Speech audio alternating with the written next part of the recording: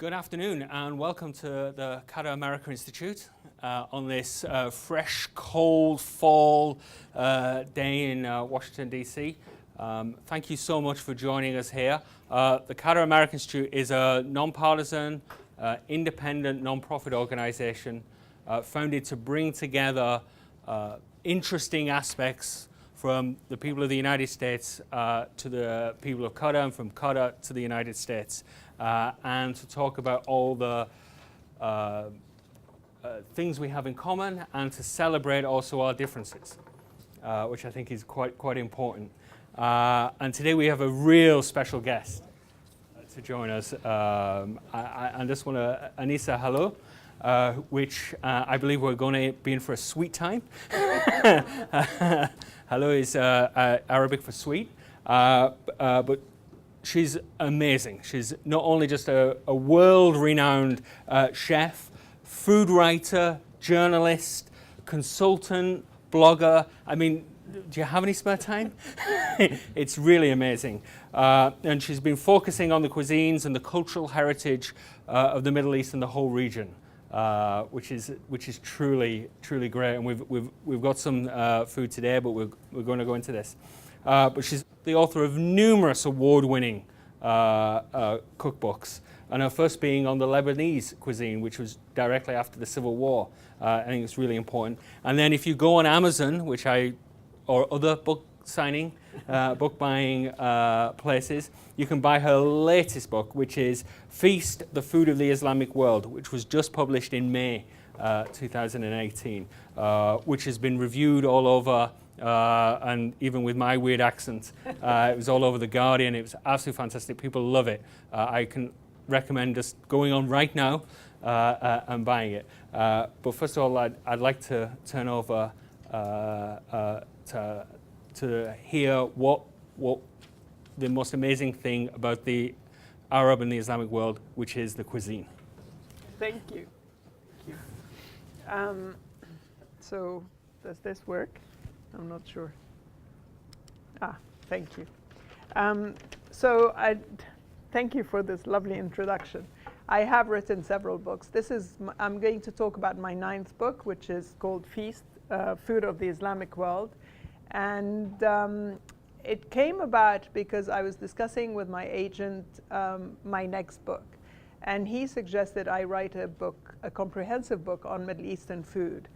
And I thought about it, and I wasn't particularly convinced because there are 2 great authors who have written about Middle Eastern food. One is in England called Claudia Roden, and the other Paula Wolfert here.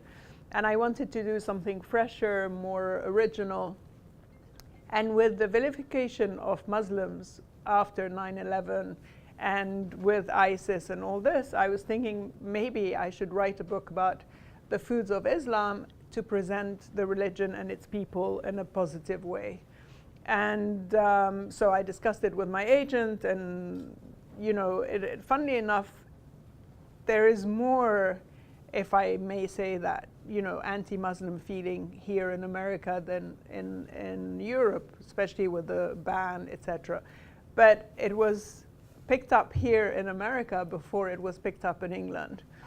And people were very enthusiastic about it, given the reception of the book. And I thought what I'll do is I'll show you a few slides, from my travels, because I traveled to more than 13 countries. In my acknowledgements, there are 13 countries listed, where I thank people for helping me and giving me recipes and all this. But in fact, probably I went almost everywhere. I didn't get to Malaysia, but I will. And of course, there are countries that are too difficult to get to, like Afghanistan and Mali and Burkina Faso, countries that I would have loved to visit, but I didn't feel comfortable going there on my own. Initially, when I was working on the book, I called it Foods of Islam, the working title. And then my publishers here decided that it was a bit sort of difficult for the sales team to explain to people what it meant. And because the food is so festive and hospitality is such an important part of the Muslim world, basically everywhere, they decided to call it Feast and food of the Islamic world. And because the whole beast is such an important part in, you know, in Ramadan and Eid, etc., I decided to include whole recipes for whole animals, baby goat and baby lamb. And we shot this picture in London, you know, as kind of a part of what the book is about.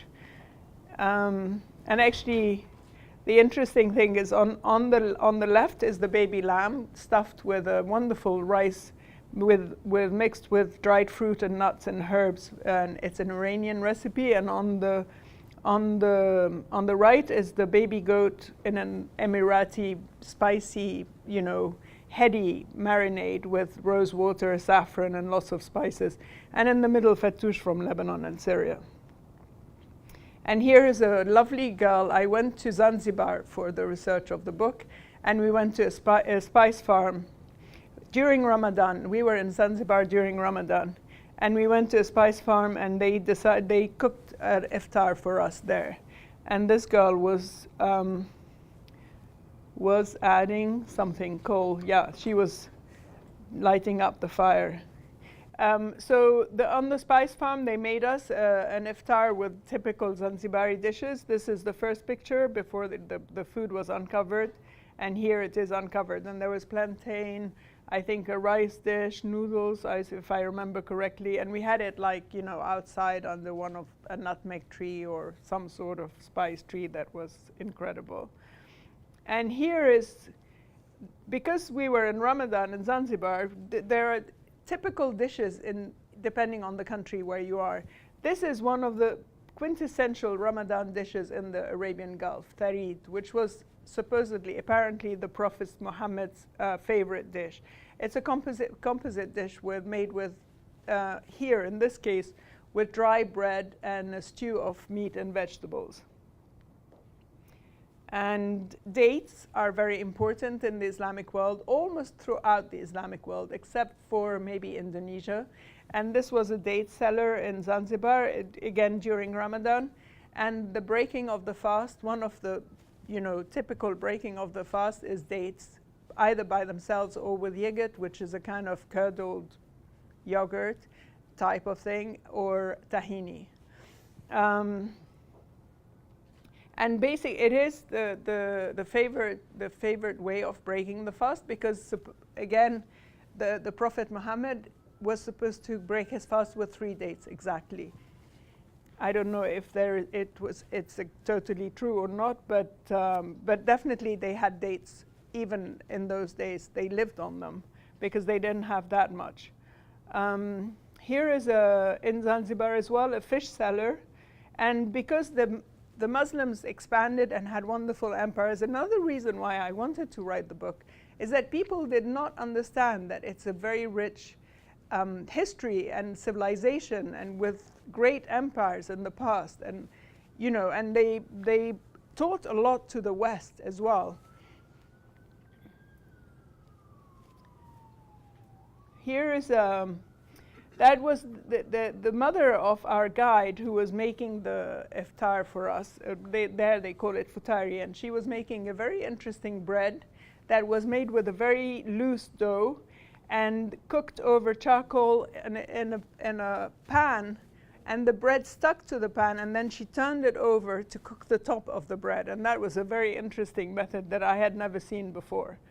And there's the bread, which is a sesame bread. I mean, sesame on top, not inside the dough.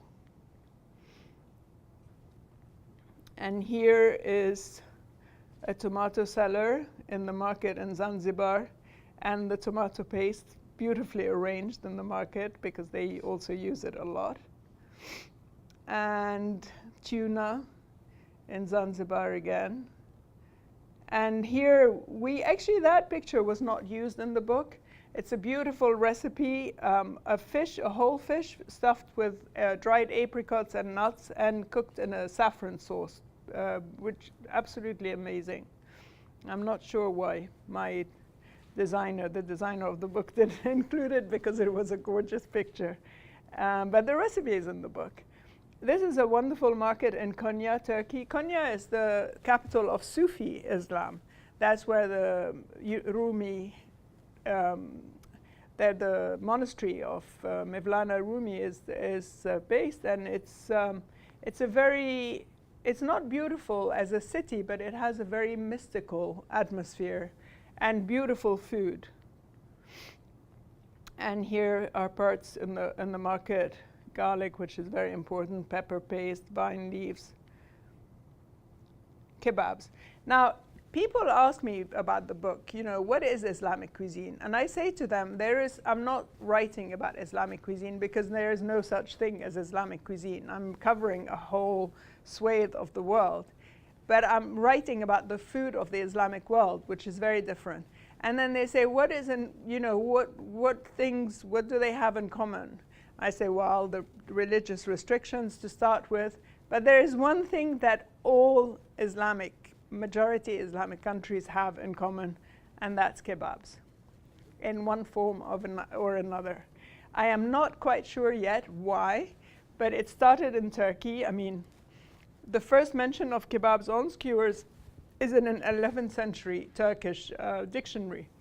But you find them, you know, in Indonesia, it's satay, in Lebanon, everywhere you go, you have meat on skewers, either in cubes or minced. And here, this is the picture that we did for the book. As you can see in the book, we take not liberties, but we try to kind of portray the food in a modern, you know, elegant way, maybe a bit too aesthetic, but I think it works. And here, the sweets are very important. They're very much part of the hospitality. You cannot go into an Arab or Muslim home without being offered drink and food.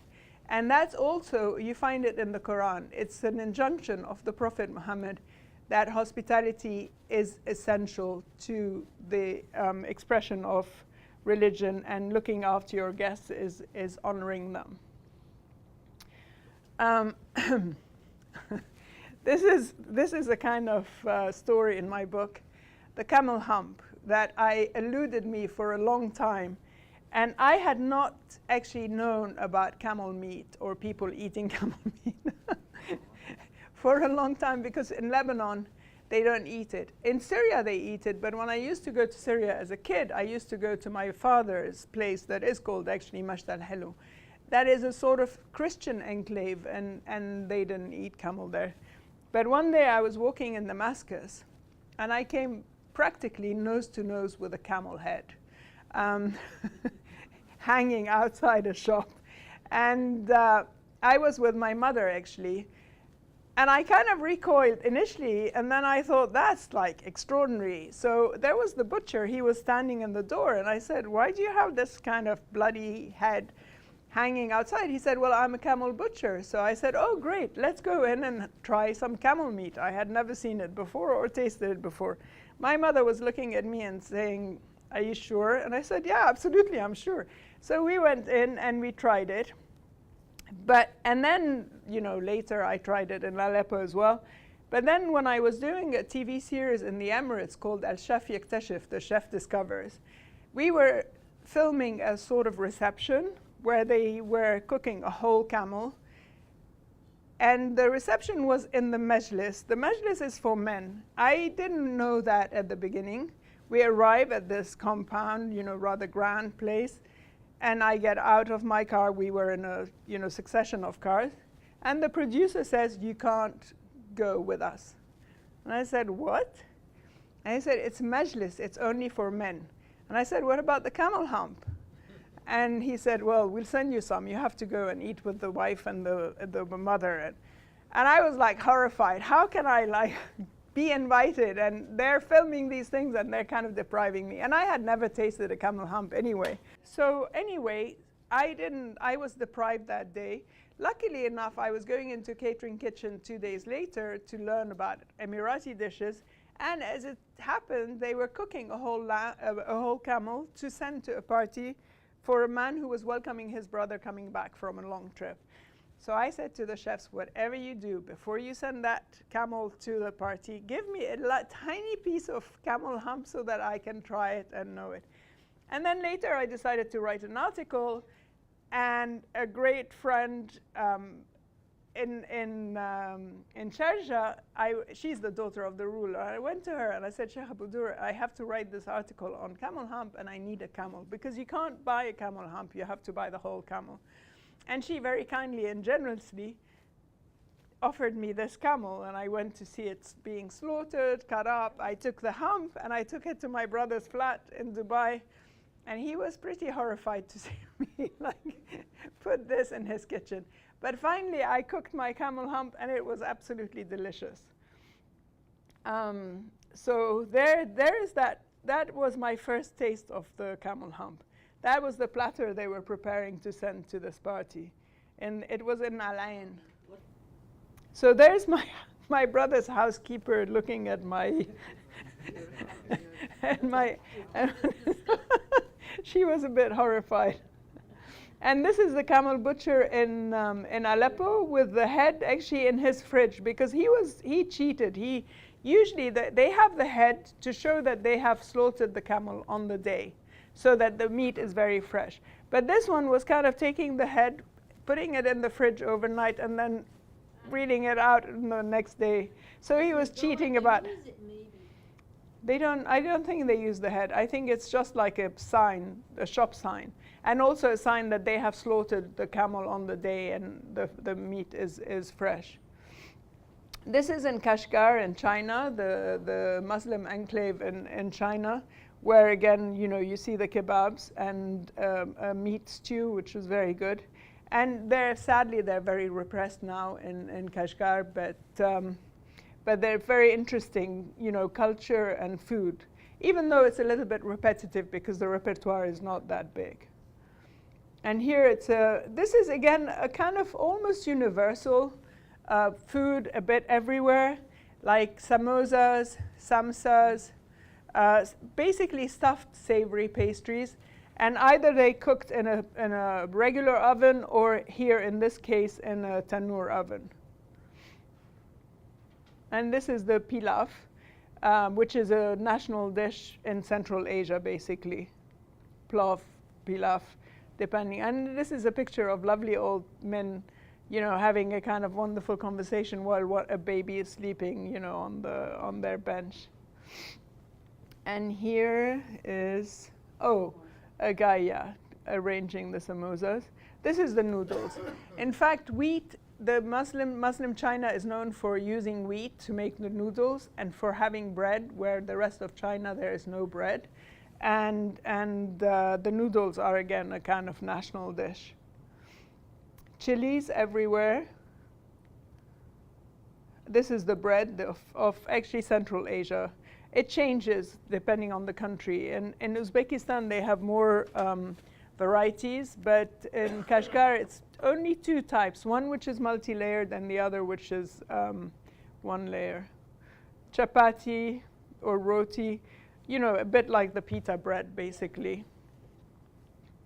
Chai in Calcutta, which is the same as karak in the Gulf. Firni is this is a kind of like a rice pudding. It exists almost even in Indonesia, but they make it with black rice, and it changes depending on the country where you're in. It's a little bit, in India for instance, it's quite thick. In Morocco it's looser and has a lot more milk.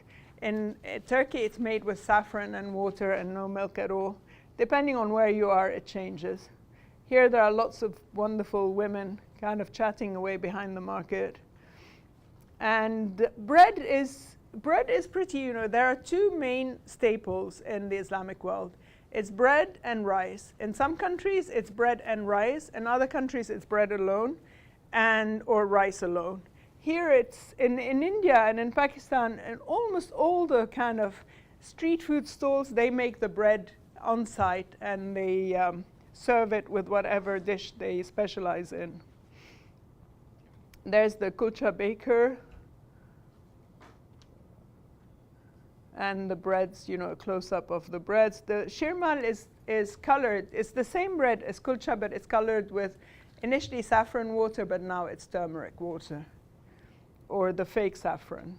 Custard apples, fresh produce. Yeah, actually, he's a Hindu man. He's not Muslim, but he was in the Muslim part of Lucknow, and he was splendid. You liked his mustache. I did. And yeah, chilies are very important almost everywhere, as are spice mixtures. Pastilla is a wonderful festive dish from Morocco, which is a sweet savory pie. And traditionally it was made with whole pigeon. Now they kind of take the meat off the bone and they mix everything and make the pie in one go. And these are wonderful sweets from Morocco as well, corne de gazelle, which is almond paste shaped in a kind of horn. Corne de gazelle means the horns of the gazelle, and wrapped in a very, very thin pastry and baked, but without. Sweet? Yeah, it's sweet. Not very sweet, but sweet. So there. How did you get from living in Lebanon with a civil war to writing about food? Well, I actually left Lebanon before the Civil War, 2 years before the Civil War. And initially I wanted to become an interpreter because I'm very good with languages, but then I got, I stopped in London, met somebody and stayed in London. And I had some friends with Zaha Hadid, who was just a student then. I was hesitating what to do, interior designer or what. And she said, oh, go and do the art course, expertise in works of art course at Sotheby's, which I did. And then I had a career in art for 20 years. And then there was the Gulf War, and I was working a lot with the few members of the Kuwaiti ruling family, buying art for them. But with the Gulf War, they, and the invasion of Kuwait, they had no time to think about art or buy art. And I always wanted to be a writer, and then I decided to write about collecting. Because I had a collection that I had formed without too much money, and I thought I'd find people who did the same as me and write about them because it was quite interesting. And I got myself a literary agent who introduced me to a Lebanese friend of hers. And as we were having dinner, they started talking about cookbooks. And I was listening to them, and I thought, there isn't a really good Lebanese cookbook for people who are not familiar with the cuisine. So I kind of said to them, well, maybe I should write a Lebanese cookbook. And there were two reasons why I wanted to do it. First, my mother is a great cook, and I wanted to record her recipes before she died. Thankfully, she's still with us. But I thought, it would be great to have her recipes for the future. And the second is that there were lots of young Lebanese people who had been displaced and had not had the fortune I had of seeing my mother, grandmother, aunt, prepare everything. And I would write the book for them to be able to reproduce their food. And that's how it came about. Wow. I've traveled throughout sort of the western part of the Islamic world. And the most important thing I found is to sit down and have a meal with somebody. So food is incredibly important for the culture of bringing people together.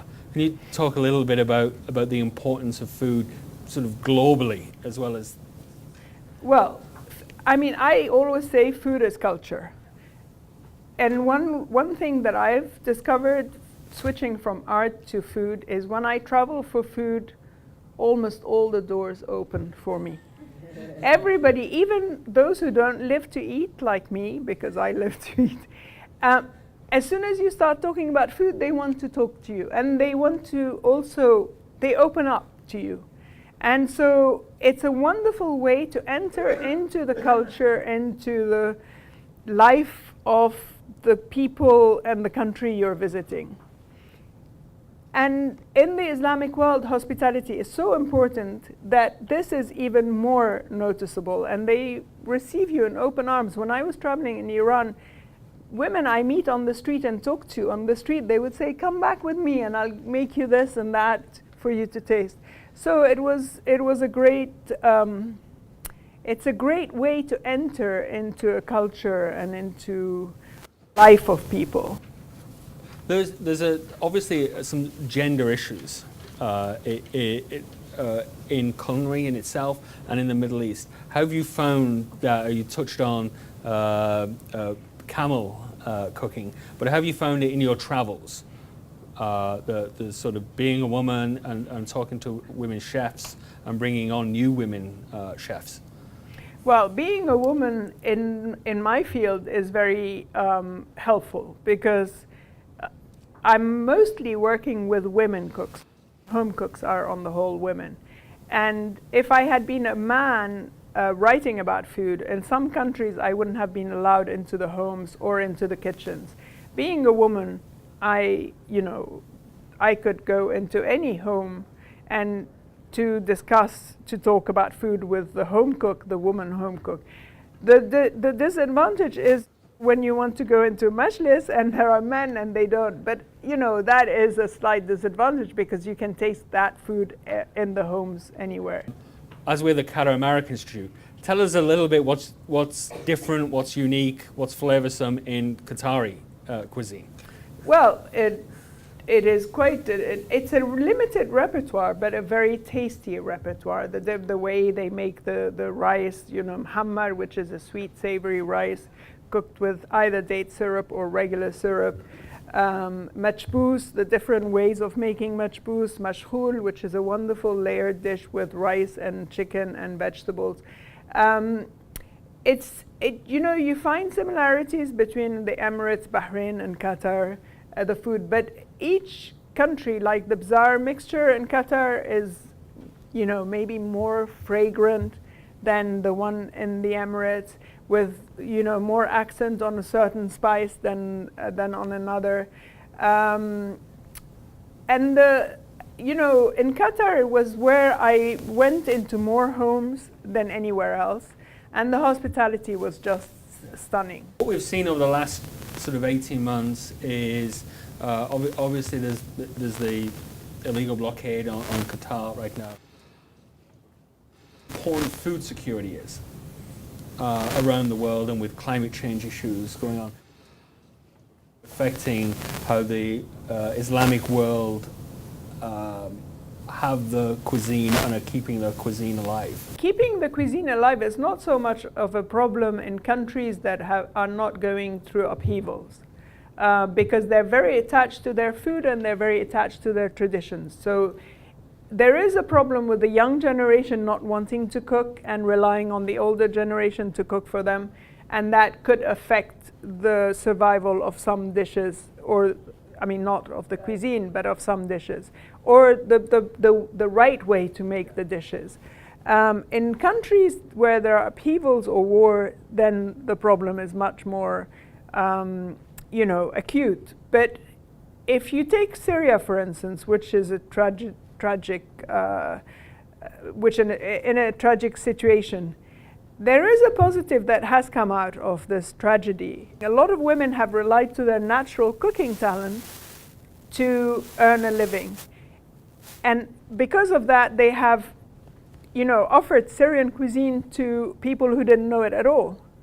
And so that's a positive. On the negative side, eventually, with them living abroad and not having access to, what they had access in their own country, and the newer generation may be losing interest, it is at risk. Traditions and culinary lore is at risk of being lost. I think it's so important that we all experience different cultures through cuisine. It is really, it gets to the heart of people and their families.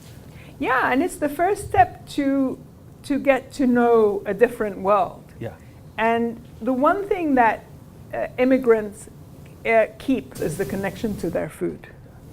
Yeah, I think it's so important. I just want to thank you so much. Thank you. And it is really important that we all go out and try different kinds of food. And I can recommend several restaurants and several other places in Doha and Qatar that has amazing food. Absolutely. I just want to thank you so much. Thank you.